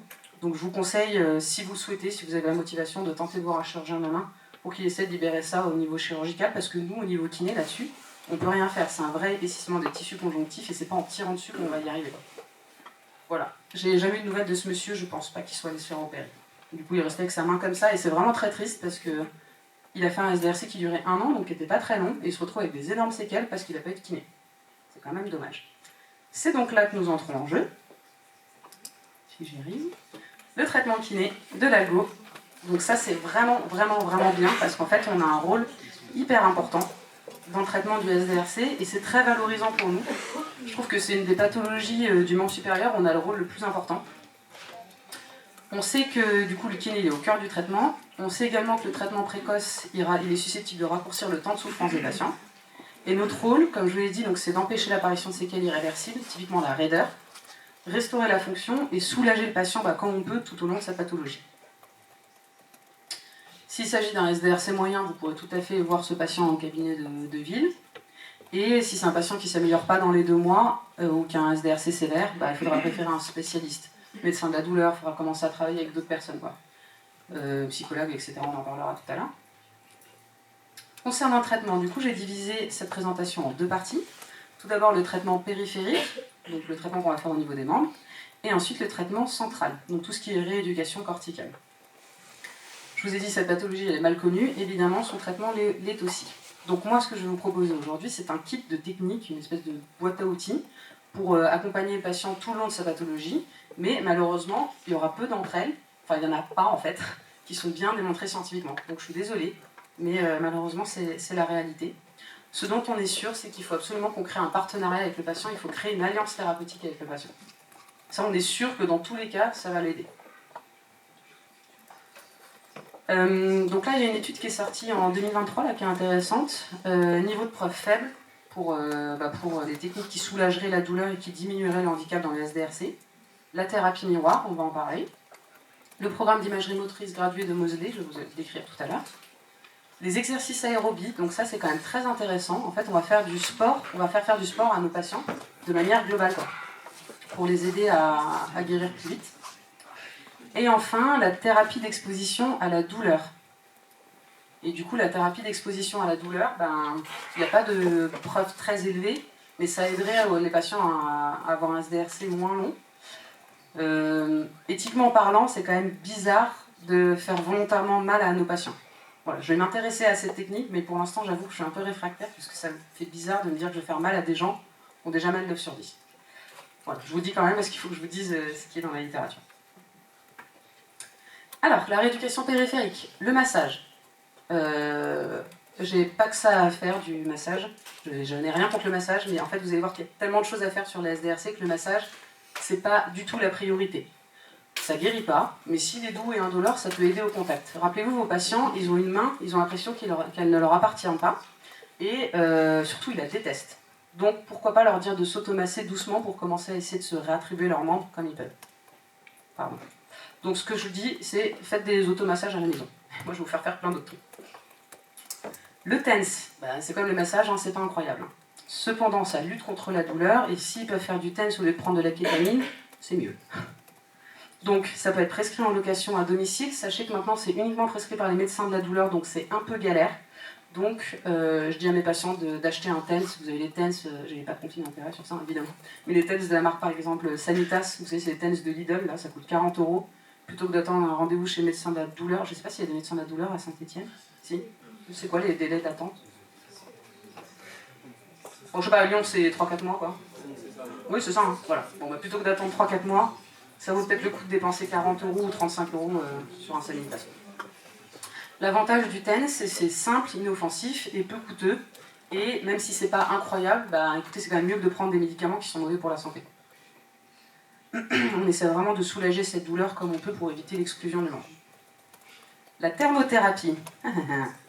très intéressant, donc c'est censé lutter contre la douleur. C'est pareil, c'est plutôt un peu du gate control, hein. Vous mettez du chaud, ça détend un peu vos muscles, bon voilà. Il faut faire attention, dire à nos patients de ne pas mettre ni trop chaud ni trop froid. Et chose intéressante, les bains écossais. Donc ça aussi c'est pareil, donc il y a 10 ans, quand j'étais à l'école de kiné, on me disait que l'algo c'était psychosomatique, et que pour guérir l'algo, il fallait mettre la main dans l'eau chaude et dans l'eau froide. Est-ce que vous avez vu l'étendue des symptômes que je vous ai présentés? D'accord? Vous pensez qu'un patient qui a une héminégligence et il a l'impression que sa main c'est une peau de banane qui pend, vous pensez vraiment que l'eau chaude et l'eau froide ça va le guérir? La réponse est non, évidemment. C'est placebo. Il n'y a aucune étude sur l'intérêt des bains écossais. Cependant, attention, c'est pas parce que c'est placebo qu'on met à la poubelle. Le placebo peut être notre ami si notre patient il a des croyances vis-à-vis du placebo et qu'il est persuadé que ça va le guérir. Le placebo il agit quand même à hauteur de 30% de la guérison, donc c'est énorme. Du coup, si le patient il fait des bains écossais et dit « Ah, c'est génial, ça me guérit, je suis trop content », ok, allez-y, continuez vos bains écossais. Si le patient il vous dit « Ça me fait trop mal, franchement c'est horrible, c'est un supplice pour moi de le faire », stop, on arrête, ça sert à rien, votre truc, faites autre chose. Ok? Mais c'est pas parce que il y a plein de chirurgiens qui disent encore aux patients de faire des bains écossais, hein, c'est pareil, j'essaie de leur dire, mais c'est compliqué. Du coup, allez pas à l'encontre du chirurgien systématiquement juste pour dire que vous avez vu une conférence, vous savez que c'est placebo. Non, si le patient il est content, on le laisse le faire. Et du coup, les mobilisations, évidemment, vous avez compris hein, qu'il faut absolument mobiliser nos patients, c'est la priorité. La raideur, c'est la séquelle la plus gênante. Vous voyez bien que ce monsieur-là, qui a sa perte de fonction, bah, sa main avec ses doigts tout raides, là, sa main, elle ne sert pas à grand-chose, hein, malheureusement pour lui. En plus, il avait un métier physique, il n'a pas pu reprendre son travail. Je vous ai dit au début du l'œdème à la douleur. Ensuite, c'est une vraie raideur capsulo-ligamentaire. Et c'est un cercle vicieux. Plus on perd en mobilité, plus il y a une perte de représentation corticale. Rappelez-vous l'image qu'on a vue tout à l'heure de l'IRM fonctionnel. Auto-rééducation, qu'est-ce qu'on va pouvoir proposer à nos patients? Des attelles, ça peut aider. Plutôt des attelles de repos à porter la nuit si ça soulage. Et pourquoi pas aussi un gant compressif qui est l'équivalent des bas de contention, mais en mode main quoi. Attention, c'est à porter la nuit, d'accord? Je ne sais pas si vous avez déjà vu des patients qui ont des algos qui arrivent à votre cabinet et ils ont leur gant compressif, leur attelle, ils sont comme ça, et ils arrivent chez vous, déjà vous savez qu'ils ont un algo, comme ça ils ne bougent plus, et ils font rien avec leurs bras, et ils ne bougent plus jamais. C'est une cata, d'accord? Vous avez compris que moins ils bougent, plus ça va s'aggraver leur algodystrophie. Donc il faut absolument que ça, ils le mettent que la nuit. Ils vont me dire, oui mais quand je le mets la journée, j'ai plus mal. Oui mais en fait, tu vas jamais guérir si tu bouges pas ton bras. Du coup ton bras il sert plus à rien, on n'a qu'à le couper. C'est horrible, mais c'est ce qu'ils disent eux-mêmes des fois. Et enfin, pourquoi pas des attelles de gain d'amplitude si c'est pas trop douloureux ou dans les stades séquelaires. Bon, c'est pas toujours très bien supporté ces attelles de gain d'amplitude, ça va être des attelles par exemple pour gagner en extension, gagner en flexion, etc. Et du coup, donc l'auto-rééducation, qui peut avoir un intérêt, comme je vous dis, donc c'est les attelles, mais aussi mobiliser son membre le plus possible en tentant de ne pas faire flamber la douleur. Par exemple, votre patient il vous dit, moi quand je passe l'éponge sur la table, j'ai pas mal. Cool, passez l'éponge. Mais par contre, quand je porte une casserole pour faire manger, ça me fait mal. Ok, ça faites pas, faites avec l'autre main. Mais tout ce qu'il est capable de faire qui n'est pas trop douloureux, il faudra absolument qu'il le fasse le plus souvent possible pour entretenir au niveau cortical. Ça, j'ai lu ça dans un article il n'y a pas longtemps aussi, activité ludique et récréative, donc c'est pas démontré scientifiquement, cependant c'est intéressant parce qu'on peut proposer à nos patients qu'ils fassent des activités qui leur plaisent, ils vont mieux adhérer au traitement, et en fait, par exemple s'ils aiment poncer du bois ou faire leur jardin, et en fait ils vont être contents parce qu'ils vont faire quelque chose qui leur plaît tout en faisant de la rééducation. Donc ça c'est vraiment sympa, n'hésitez pas quand vous faites votre bilan à demander à vos patients qu'est-ce qu'ils aiment faire, et du coup leur dire de ne pas hésiter à le faire, si ça ne les fait pas flamber évidemment. Parce que si ce qu'ils aiment faire c'est du tennis et qu'ils jouent au tennis avec leur main qui a une algo, c'est peut-être pas forcément une bonne idée. À part s'ils font pas mal. Ce qui m'étonne un peu. Donc voilà pour ce qui est de la rééducation périphérique. Je peux pas trop entrer dans le détail des mobilisations parce que sinon déjà ma conférence est un peu longue. D'ailleurs je ne vais même pas demander combien de temps je devais parler. C'est un peu long quand je parle, j'aurais peut-être dû vous prévenir avant. Mais voilà, si vous voulez en savoir plus justement sur les techniques de mobilité, etc., sur ma page Instagram, je mets plein de trucs. Je mets plein d'exercices, plein d'idées, etc. Donc n'hésitez pas si vous voulez en savoir plus. Alors, la rééducation neurologique centrale, et là j'ai besoin de votre attention. Je sais que ça commence à être un peu long, vous commencez peut-être à en avoir marre de m'entendre parler, je suis désolée. Mais du coup là, vraiment ça c'est hyper important. Vous ne pouvez pas faire de rééducation du SDRC sans faire de rééducation neurologique centrale. Vous avez bien compris que c'est le cerveau qui fait n'importe quoi. Et si on ne s'occupe pas du cerveau, c'est pas bon. C'est comme un patient hémiplégique, vous allez rééduquer son cerveau, vous n'allez pas rééduquer que sa main. Son pied. Petit rappel sur la plasticité cérébrale. Là, en fait, ce qui va se passer dans votre SDRC, c'est qu'il va y avoir un traumatisme du membre supérieur, et du coup, les informations sensitives et motrices, elles vont être perturbées, et donc ça va modifier la représentation corticale du membre. Donc c'est un phénomène de plasticité cérébrale dans le sens péjoratif. Heureusement, c'est réversible. Le cerveau, c'est un système qui est dynamique et qui va tout le temps se reconfigurer en fonction du coup des contraintes qu'on va lui imposer, donc que ce soit au niveau sensitif, moteur, etc. Et il y aura des formations de synapses, de dendrites et tout ça. Donc plus le cerveau est stimulé, plus il va créer de connexions. C'est pour ça que vos patients ne faut surtout pas qu'ils restent immobilisés. Je vais vous donner l'exemple d'un patient qui est internationalement connu. C'est donc Félix, que vous pouvez voir en photo en haut, que j'ai eu la chance de rencontrer, qui s'est fait opérer à Lyon. Donc Félix, c'est un Islandais qui s'est fait amputer des 2 bras il y a quasiment 15 ans, je pense maintenant, parce qu'en fait il a eu un choc électrique et du coup ça lui a brûlé les 2 bras. Comme vous le savez peut-être, à Lyon, on est les premiers au monde à avoir fait des greffes de bras et de mains. Donc Félix, il a déménagé de l'Islande pour venir s'installer à Lyon pour se faire opérer, pour qu'on lui remette des bras. Donc Félix, il est resté 10 ans sans bras. Quand même, c'est long, 10 ans sans bras. Vous avez vu la décorticalisation que je vous ai montrée tout à l'heure en 5 jours. Donc Félix, il faisait plein de trucs, il faisait des trucs comme ça avec sa tête, avec son épaule pour attraper des objets, etc. Ou alors, comme vous avez peut-être vu, pareil, sur Insta ou sur TikTok, des filles, par exemple, qui n'ont pas de bras et qui se maquillent avec leurs pieds. Elles ont une dextérité incroyable avec leurs pieds. D'accord ? Ça, c'est votre plasticité cérébrale. C'est votre cerveau qui s'adapte et qui, du coup, va supprimer l'air des bras pour développer l'air d'autres choses pour compenser. C'est quand même assez incroyable. Et ce qui est encore plus incroyable, c'est que, du coup, Félix, il n'a pas eu de bras pendant 10 ans, et quand on lui a remis des bras, ça remarche. Donc c'est quand même vraiment cool. Vous imaginez bien que, du coup, nos patients qui ont des SDRC, comme vous pouvez le voir sur l'IRM fonctionnel, c'est des patients qui ont une représentation corticale du membre normal. Ils ont un SDRC, la représentation est toute petite. C'est l'équivalent d'une amputation. Donc si Félix il arrive à rebouger ses bras, on va peut-être quand même réussir à refaire rebouger nos patients qui ont des algos. Quand même. Et en fait, vos patients du coup qui ont des SDRC, ils ont exactement la même capacité de recréer l'aire corticale, même si elle avait quasiment disparu. Je vous montre quand même juste la capacité de Félix à bouger. J'étais honorée, ils m'ont demandé si j'avais des idées d'exercice pour lui, alors j'étais trop content. Je suis allée le voir, et voilà, du coup il est quand même capable de faire ça. Il n'était même pas censé récupérer la fonction de sa main. Il était censé récupérer que son épaule en fait, et faire un peu des trucs comme ça. Et en fait non, vous voyez, il arrive à attraper des objets et tout quoi. Enfin, franchement c'est incroyable. Il dit même qu'il a l'impression que c'est ses propres bras. Il a la chance d'avoir un don de quelqu'un qui avait la même couleur de peau que lui. C'est horrible, mais sérieux, c'est vrai. C'est pour ça que ça dure longtemps aussi. Mais il le dit lui-même. Hein. Bonjour, c'est un peu glauque. Donc voilà, si Félix il arrive à faire ça, vous allez réussir à soigner vos patients pour des algos, d'accord ?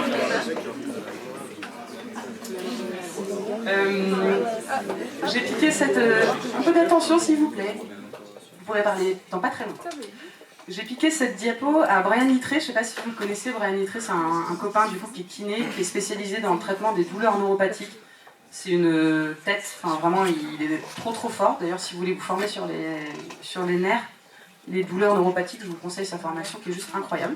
Et donc j'ai piqué cette diapo où vous pouvez voir toujours une IRM fonctionnelle de modification corticale du membre. Et en fait vous voyez que D1 et D5 se chevauchent sur la représentation corticale. En fait, vos patients ils vont vous dire qu'ils ont l'impression qu'ils n'ont pas de doigt entre le pouce et le petit doigt. Vous allez dire, ils sont fous, c'est normal, ils ont une algo. Non, je rigole. Du coup, évidemment, c'est pas ça, c'est qu'en fait, leur cerveau il s'est modifié et ça se voit à l'IRM fonctionnel. Vous voyez ma patiente que je vous ai présentée en vidéo au tout début, je lui ai montré ça, elle était trop contente.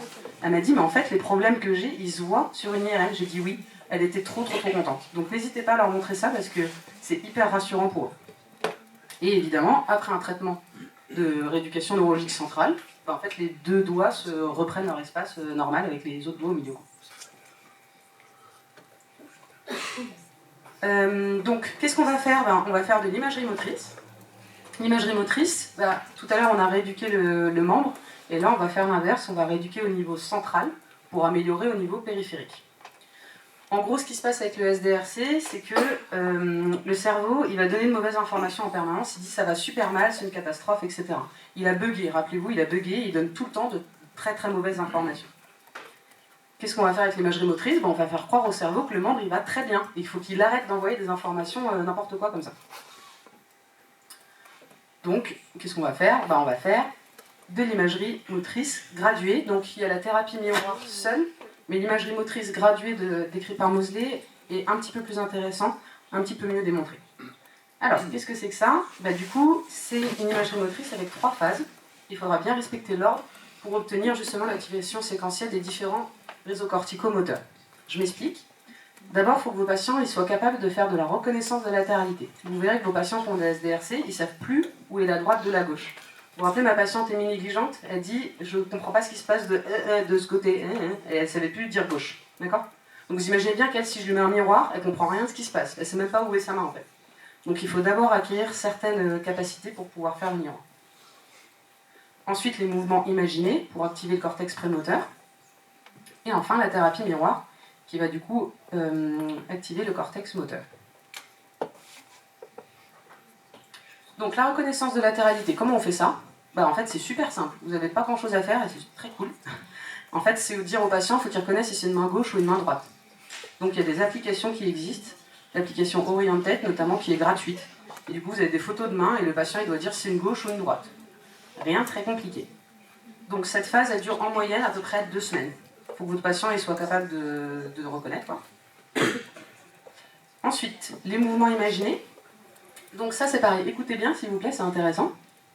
Les mouvements imaginés, c'est très très intéressant parce qu'en fait, juste imaginer un mouvement, ça va faire des modifications corticales identiques à si vous faisiez le mouvement pour de vrai.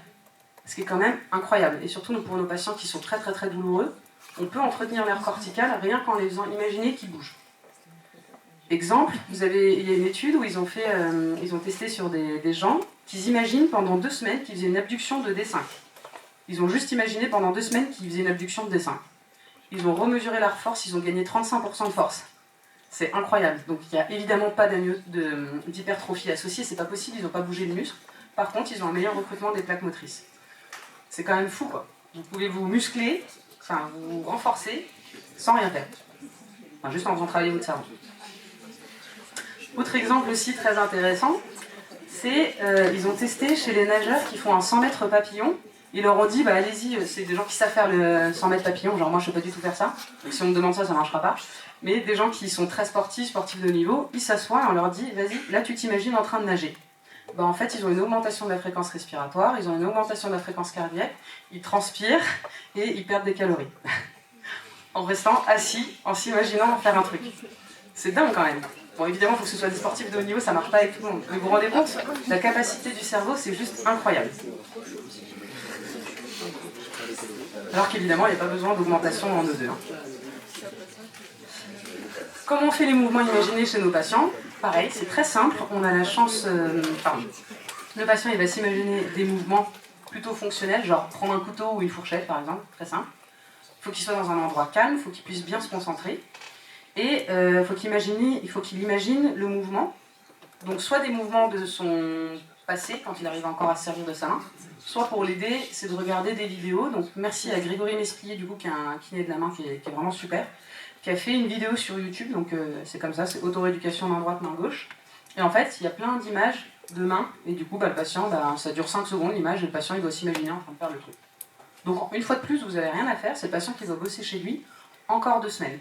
Et une fois qu'il a fait ces 2 semaines de mouvements imaginés, ça y est, on va enfin pouvoir faire la fameuse thérapie miroir, dont vous avez sûrement déjà entendu parler. Le but du miroir, c'est quoi? C'est de tromper le cerveau.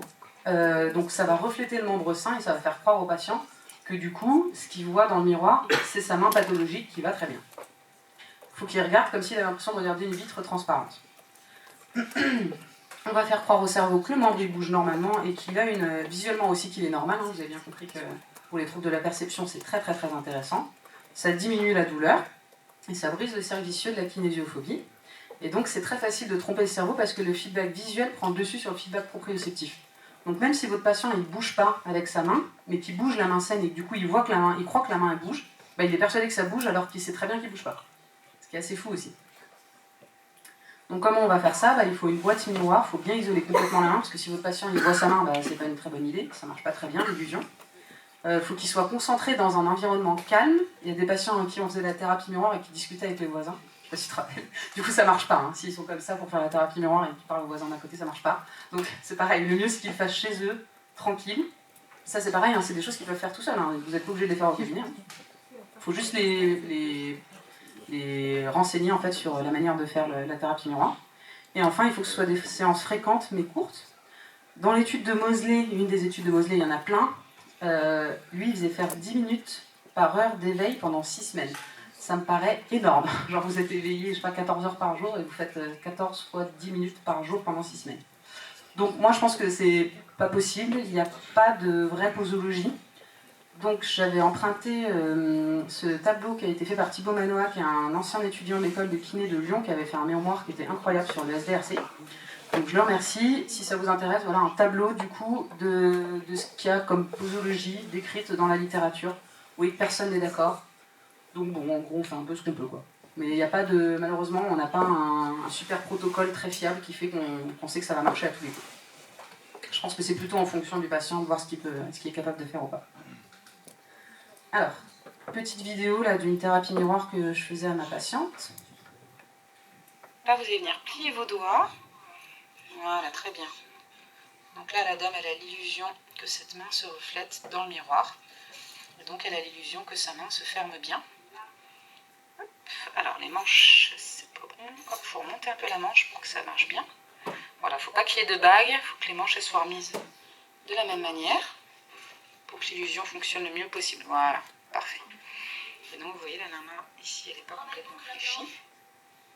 Voilà. Et allez-y, madame, vous rouvrez les doigts et vous refermez. Voilà, très bien. Voilà, super. Okay. Et là, vous voyez qu'elle a l'impression que, comme si le miroir était une vitre transparente, qui lui permet de croire que sa main droite, elle va très bien. Et vous pouvez relâcher, faire des petits mouvements comme ça. Voilà, super. Voilà, donc là, le souci de mon miroir, c'est qu'il est trop petit. Plus votre miroir il est grand, mieux c'est. Et surtout, il faut que votre miroir soit propre. C'est tout bête, mais s'il y a de la poussière dessus, ben, l'illusion marche moins bien. Donc voilà, vous voyez là, cette dame, je la faisais bouger en même temps. Il y a des articles où ils disent qu'il ne faut pas bouger. Il y a des articles où ils disent qu'il faut bouger. En fait, moi, ce que je fais, c'est que je dis au patient, j'ai fait un truc intermédiaire, je dis au patient de bouger dans le secteur où il a pas mal. C'est-à-dire que cette dame, elle n'avait pas très mal, donc elle pouvait quand même aller en fin d'amplitude. Et j'ai des patients qui avaient mal, donc en fait, ça faisait qu'ils bougeaient de là à là. Mais en fait, c'est pas grave parce qu'au moins, quand même, au niveau moteur, bah, ils se concentraient quand même à faire le mouvement, même avec le manque de pathologie. Si vraiment ils ont trop mal, vous les faites pas du tout bouger. Donc voilà pour l'imagerie motrice graduée de Moseley. Donc c'est a priori le traitement le mieux démontré du SDRC. Donc s'il y a un truc à faire, c'est ça. Plus bouger vos patients, évidemment. Faire bouger vos patients. Ensuite, un autre truc que j'aime bien, c'est l'imagerie motrice par les vibrations. Comment ça marche? Là, c'est un feedback proprioceptif cette fois. Tout à l'heure, on a fait un feedback visuel. Et bien là, on va tromper au niveau proprioceptif. Comment ça se passe? Là, en fait, comme vous voyez, ça c'est l'image que je vous ai montrée tout à l'heure, mais je vous ai mis la suite cette fois. Ils ont immobilisé des patients pendant 5 jours, diminution de l'air cortical. Et l'autre groupe en face, ils les ont immobilisés, mais ils ont fait des petites fenêtres où ils ont passé des vibrations dedans. Et en fait, en faisant vibrer les tendons, le cerveau il a l'illusion de bouger. Donc vous pouvez constater que ça a entretenu l'air cortical du membre. En fait, le membre il est toujours aussi bien représenté, alors que le patient n'a absolument pas bougé. Je vais vous montrer la vidéo juste après. Je vais vous expliquer comment ça marche et je vous montre la vidéo après, ça sera plus logique. Comment ça marche? En fait, le cerveau, il n'est pas bien malin. Si, j'ai plein de trucs malins, mais pour ça, en tout cas, il n'est pas très malin. En fait, quand vous faites vibrer un muscle, le cerveau, il interprète ça comme un étirement. Donc, si vous étirez un muscle, c'est forcément que l'antagoniste, il se contracte. Tout simple. Là, par exemple, comme vous pouvez le voir du coup sur cette image, le patient, en haut, il se fait vibrer le biceps, il tient son nez, et du coup, en faisant vibrer le biceps, il a l'impression que son triceps se contracte, et du coup, il a l'impression que son nez s'allonge, parce que vu que sa main est toujours posée sur son nez, il y a forcément un truc qui bouge, donc c'est l'illusion que son nez s'allonge. Donc ça crée des mouvements virtuels. Alors nous, on va s'en servir en rééducation de la main, pas juste pour leur faire des grands nez, parce que c'est pas très utile. Et du coup, on va utiliser une fréquence de vibration qui sera située entre 50 et 100 Hz, et l'idéal, c'est 75 Hz. Donc pour l'appareil que j'utilise, j'ai pas de conflit d'intérêt, mais en fait c'est les seuls qui existent. Donc c'est le Novafone. Avant il y avait le Vibragic qu'ils ont arrêté. Donc voilà, il n'y a pas de diminueur de choix malheureusement. C'est dommage parce qu'ils n'ont pas de concurrents. C'est un peu pénible pour conseiller les gens. Donc je vous laisse écouter là ce que je fais à cette dame. Donc vous voyez qu'elle a un SDRC sur la main droite, et je lui demande de me montrer avec sa main gauche ce qu'elle a l'impression qui se passe sur sa main droite. Pour faire de l'imagerie motrice sur une patiente qui est atteinte de SDRC et qui a des difficultés à fléchir l'annulaire au niveau de la métacarpophalangienne.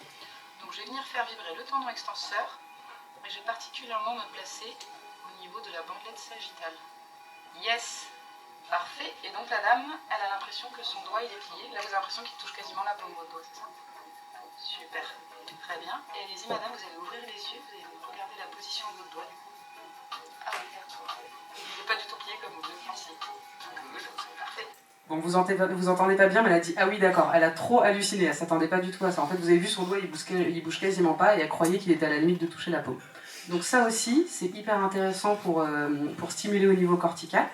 Et pareil, particulièrement intéressant pour vos patients qui sont très algiques, que vous ne pouvez pas bouger. Vous leur faites ça, du coup ils ont l'impression de bouger, c'est trop bien. Et en fait, si un jour vous avez l'occasion de tester les vibrations, vous allez voir qu'en fait ça donne même envie de faire le mouvement. On a envie d'y aller en fait. Donc là vous avez vu, elle l'a fait, alors je lui ai rien demandé, elle a quand même plié son doigt qui n'était pas très bien plié, mais elle a plié un petit peu quand même. Donc voilà pour tout ce qui est proprioceptif. Et enfin, une dernière chose qui est très intéressante, je vous laisse écouter ce que dit ce monsieur. C'est hyper intéressant. J'espère qu'on va bien entendre. On ne va pas entendre parce que je vais couper le son. Pardon.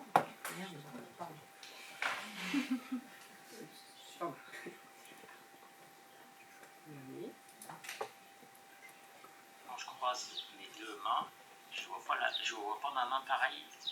Alors, Excusez-moi, j'essaie de monter le son sur YouTube. droite qu'à gauche. Alors attendez, je vais essayer de vous lancer direct sur YouTube. Je croise mes deux mains.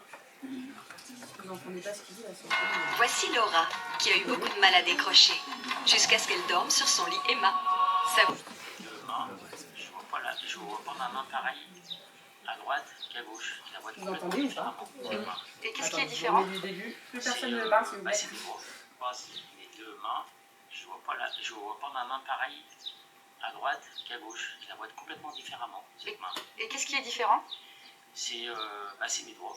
Vos doigts? Ouais, c'est mes doigts, je les vois différemment, je les vois moins gros, puisqu'ils sont un peu enflés. Ouais. Quand ils, Vous les voyez moins gros quand ils sont de ce côté-là que de ce côté-là? Tout à fait, ouais. Très bien. Tout à fait. Vous voyez d'autres différences? Le petit doigt, il a l'air plus tendu à gauche quand il est dans cette Quand position. elle est là? Voilà. Ouais. Donc, Et donc vous trouvez que votre main elle est mieux en fait quand elle est de ce côté-là que quand elle est de ce côté-là? enfin, même si puis la position des doigts est un peu différente, j'ai pas l'impression que mes doigts sont blessés. Voilà, le terme exact, c'est que j'ai l'impression que dans cette position, ils sont moins blessés que quand je fais comme ça. Quand je suis dans cette position, j'ai mes doigts qui là, je vois bien ma main droite blessée. D'accord, donc vous avez une notion de blessé quand c'est de ce côté-là, Voilà. pardon. Et que quand je fais ça, Là vous voyez qu'elle a des petits soucis, mais vous avez des moins soucis, cette mais notion. bon, ça va. Ça vous gêne moins? Ouais. D'accord. Donc c'est quand même vachement intéressant. Vous avez compris là du coup ce monsieur il change son nom pathologique d'hémi-espace. Comment vous sentez depuis que vous avez le... Ça, si ça vous intéresse aussi, vous pourrez regarder. Il change d'hémi-espace, et juste en changeant d'hémi-espace, il voit sa main comme elle est pour de vrai. C'est dingue. Et vous allez voir, je vous montre une vidéo encore après. Pardon, je ne vais pas faire deux choses en même temps, vous avez prévenu. Donc du coup, ce monsieur, en fait, c'est comme s'il avait un espèce de filtre Halloween sur son côté hémi-espace pathologique. En fait, il voit sa main. Très souvent, il la voit un peu comme elle était quand ils sont blessés au début, c'est-à-dire plein de cicatrices, presque ensanglantées, etc. Et hop, quand ils la mettent de l'autre côté, il la voit comme elle est en vrai, c'est-à-dire guérie en fait. Donc, vous imaginez bien que c'est une technique de rééducation parce que c'est hyper facile à mettre en place et ça coûte rien du tout, donc on est bien. Parce qu'on n'est payé pas très cher. On est content des trucs qui coûtent pas cher. Donc, qu'est-ce qu'on va faire? On va tout simplement dire aux patients donc, de croiser les bras au niveau de la ligne médiane, c'est-à-dire le nombril, tout simplement. On va lui dire croiser les bras et on va lui demander de bouger. On va lui demander de bouger du côté de son hémi-espace sain. On va poser un petit strap sur la table parce que du coup des fois il commence à parler et à faire je sais pas quoi puis il se retrouve avec les deux bras du même côté, donc évidemment que ça ne fonctionne pas. Et on va lui dire donc d'effectuer des mouvements, pourquoi pas de la fonction, de saisir des billes ou je ne sais quoi, du côté de l'hémiespace sain pour qu'il puisse se rendre compte en fait que son bras il marche. Et donc, ce n'est pas fini, pardon, on doit poser le bras affecté au-dessus du bras sain. Et donc c'est pas fini, j'ai un peu de temps. Vous suivez encore ou pas? J'ai une vidéo de 5 minutes à vous montrer qui est cool. Non, vous en avez marre? Non, ça va ou pas? Oui, ça va. Ok. Je vais voir, bah non, ça sert à rien de me tuer. Je sais lequel est lequel. Ouais. Donc là, on fait le crossing arm avec le patient. Là, tu les distingues, ça y est. Attends, je vais essayer de me mettre sur YouTube si je peux me Alors, mettre quand je la sais pas main, comment. elle était de ce côté. Ah, excusez-moi.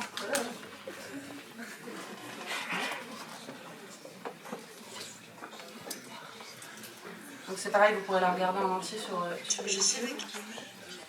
Là, Je sais lequel est lequel. Donc je vous demanderai de ne pas faire de bruit du tout, s'il vous plaît. Vous êtes prêts?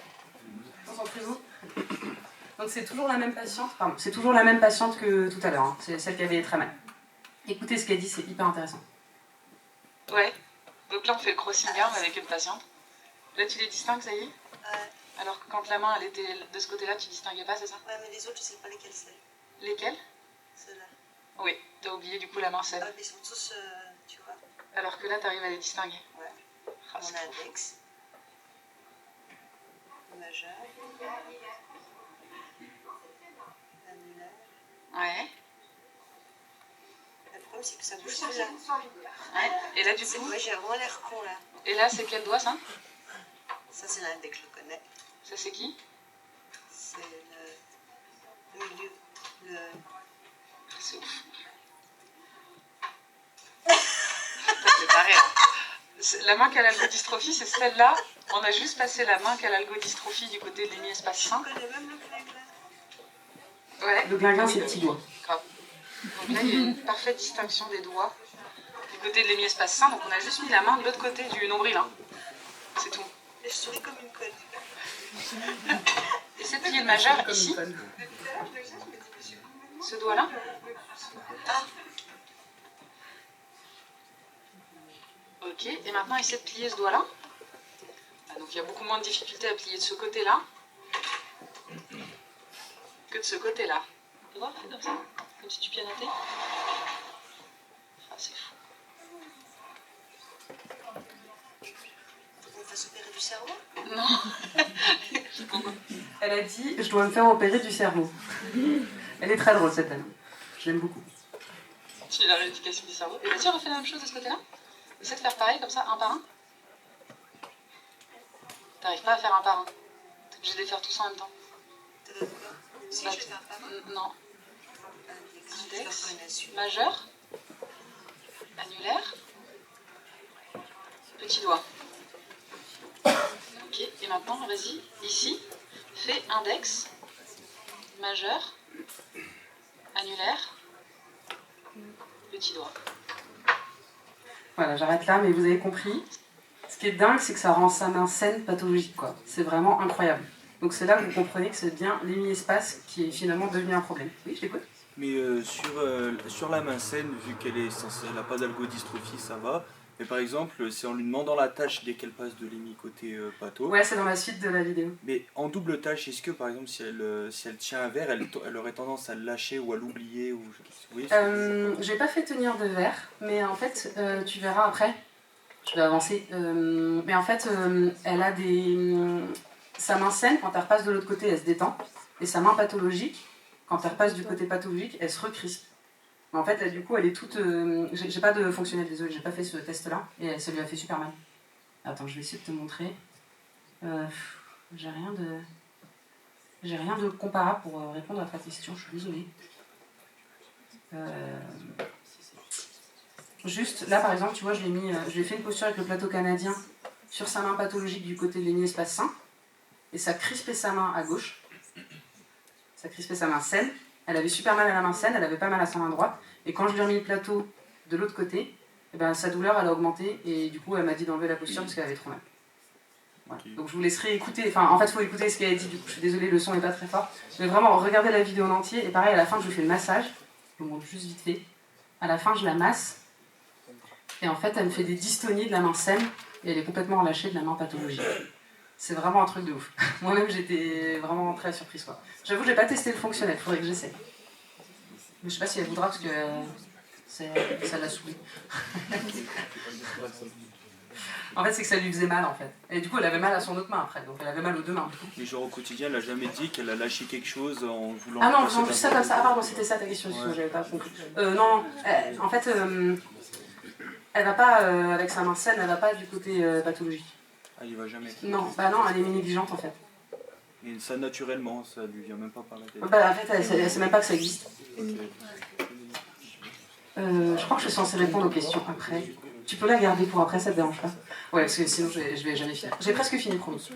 Je réponds à toutes vos questions après s'il y a un temps de questions prévues. Ouais, non, vu qu'elle est négligente, elle sait pas que ça existe là. Si elle voudrait attraper un verre ici, elle peut pas parce qu'elle voit pas.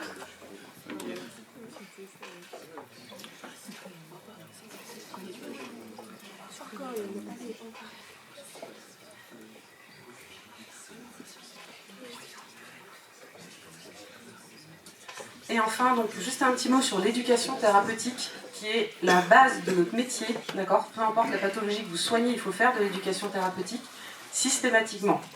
Un patient qui ne comprend pas ce qu'il a, il ne va pas adhérer au traitement. Donc là, vous imaginez bien, pour le SDRC, il faut particulièrement en faire, parce qu'ils ne comprennent rien de ce qui leur arrive. Donc il faut essayer de leur expliquer comme on peut. Donc il y a la SFETD, donc la Société Française d'Études et de Traitement de la Douleur, qui est l'équivalent de l'IASP en français, qui a fait une superbe étude au CHU de Lille, où ils ont pris plein de professionnels de santé qui se sont penchés sur le sujet du SDRC. Et ils ont fait une super fiche pour expliquer le SDRC simplement aux patients. Moi, j'ai aussi fait cette vidéo qui dure 1 heure, pauvre patient. Et du coup, pendant 1 heure, j'ai mis 2 semaines à la faire, cette vidéo. J'ai mis 2 semaines à faire cette vidéo parce que j'ai passé 2 semaines à essayer de traduire ce que je dis en langage kiné en vulgarisation. Je peux vous assurer que c'est très compliqué, donc j'ai passé 2 semaines à essayer de faire une vidéo qui soit compréhensible pour les patients. Donc n'hésitez pas à l'utiliser, c'est un cadeau que je vous fais. Vous avez un patient qui appelle pour une algo et il dit bah, je viens la semaine prochaine pour une algo. Dites-lui de regarder la vidéo et que s'il a des questions, évidemment, vous y répondrez. Et la plupart du temps, ils n'ont pas de questions parce qu'en fait, j'ai fait cette vidéo à partir de toutes les questions que mes patients me posaient. Donc ça rend quand même bien service. Ensuite, l'accompagnement du patient, donc ça marche aussi, c'est valable également aussi au niveau psychologique, vous pouvez vous en douter. La SFETD recommande de voir un psy s'il y a une phobie du contact, si l'état thymique est défavorable, troubles de l'humeur, dont les syndromes dépressifs, anxiété, détresse, etc. Vous pouvez vous imaginer qu'ils ont ça. Le stress post-traumatique, je ne vais pas rentrer trop là-dedans, mais j'adore la psycho aussi. Et sachez que les stress post-traumatiques, ça se guérit très bien maintenant en psychothérapie, avec par exemple tout ce qui est EMDR, qui est connu depuis les années 80. Et même maintenant, il y a d'autres techniques qui s'appellent l'ICD, etc. Il y a plein de techniques très intéressantes pour traiter ces stress post-traumatiques, donc c'est quand même vraiment dommage de s'en priver. Vos patients, je vous ai dit, c'est pas psychosomatique ce qu'ils ont, mais peut-être qu'ils sont restés bloqués sur leur accident initial. La dame que vous avez vue en vidéo, là, que je vous ai mis plein de fois, en fait, elle s'est fait prendre sa main dans une foreuse, dans une machine, et ça lui a complètement déglingué sa main, mais genre complètement. Et elle est restée bloquée, elle a clairement fait un stress post-traumatique avec son accident. Et du coup, elle a fait de la thérapie, de la psychothérapie, ça lui a fait beaucoup de bien. Si la pathologie a un retentissement majeur sur la qualité de vie entraînant une désocialisation, cette même patiente me disait qu'elle restait, que sa seule sortie c'était de venir chez moi et que tout le reste de la semaine, elle restait enfermée dans le noir dans sa chambre. C'est pas bon ça, d'accord? Il faut aider vos patients, évidemment, il faut les guider. Et enfin, si vos patients ont des propos ou des comportements suicidaires, j'espère que déjà d'avance, vous avez tendance à les renvoyer chez des psys s'ils vous disent qu'ils vont pas bien. Je ne sais pas comment ça marche à Saint-Étienne, mais à Lyon, par exemple, on a la chance d'avoir un SOS suicide. On a des urgences en fait dans l'hôpital psychiatrique exprès pour les suicides, donc je ne sais pas si ça existe à Saint-Étienne, mais voilà, aidez vos patients, s'ils vous disent qu'ils ont envie de mourir, il faut les aider, hein, d'accord? Ils vous appellent à l'aide, ils ont confiance en vous, donc aidez-les s'il vous plaît. Ce qu'on retient sur le SDRC, ça y est j'ai fini, c'est qu'il y a de nombreux progrès qui restent à accomplir. Vous avez bien compris, on n'a pas trop compris ce que c'est cette pathologie. On sait qu'il faut traiter les patients précocement, écoutez-moi s'il vous plaît, pour limiter les séquelles. La règle de la non-douleur, ça vous en avez passé pareil, ça aussi j'ai appris ça il y a 10 ans. On me disait, il ne faut pas faire mal à un patient qui a un SDRC. Vous faites comment? Il arrive dans votre cabinet, il a mal 8 sur 10. Vous ne l'avez même pas touché, vous faites comment pour ne pas lui faire mal? Vous êtes obligé malheureusement de lui faire un peu mal, il ne faudra juste pas le faire flamber. Il ne faudra pas augmenter sa douleur de 5 ans, ça c'est une très mauvaise idée. En pratique, ça demande beaucoup de temps et d'investissement du kiné pour une faible rémunération. Donc on peut le coter rééducation neurologique 1 membre, c'est-à-dire qu'on a à peu près payé 17,40 €, je crois, pour faire tout ça. Donc vous êtes contents. Donc voilà, c'est pas grâce aux rééducations de SDRC que je gagne bien ma vie. Donc ce qu'on va faire, c'est qu'on va privilégier l'auto-rééducation. Vous voyez bien par exemple que l'imagerie motrice graduée de Moseley, ça se fait à la maison. Et enfin, c'est une prise en charge qui peut être décourageante pour nous. Vous vous rendez bien compte que quand vos patients, ça fait 7 ans que vous les avez en soins, c'est compliqué. S'il vous plaît, ne leur montrez pas que vous êtes découragés, il n'y a rien de pire pour eux, parce que si vous êtes découragés, imaginez ce qu'eux ils vivent. Voilà, restez motivés devant eux, même si de votre côté vous êtes saoulés, vous ne leur montrez pas. Vous vous mettez en salle de repos et vous planquez. Voilà donc ma bibliographie. Il y en a beaucoup. Je remercie beaucoup Anthony Alimi, donc un kiné spécialiste de la douleur, Brian Mitré, Maximilien Arnal et Florent Webb qui sont des chirurgiens de la main à la clinique de la Sauvegarde, et surtout à tous mes patients qui m'ont aidé à comprendre cette pathologie, parce que ce que vous voyez dans la littérature, ok c'est bien, mais vraiment l'expérience aussi c'est hyper intéressant, ils m'ont fait comprendre plein de choses, et notamment cette dame, je la remercie beaucoup, je ne vais pas la citer évidemment, mais je la remercie beaucoup parce qu'elle est adorable, elle m'a aidé à comprendre plein de choses. Voilà, je vous remercie de votre attention. Si vous avez des questions, je suis disponible par mail ou sur Instagram. Et n'hésitez pas, je vous écoute.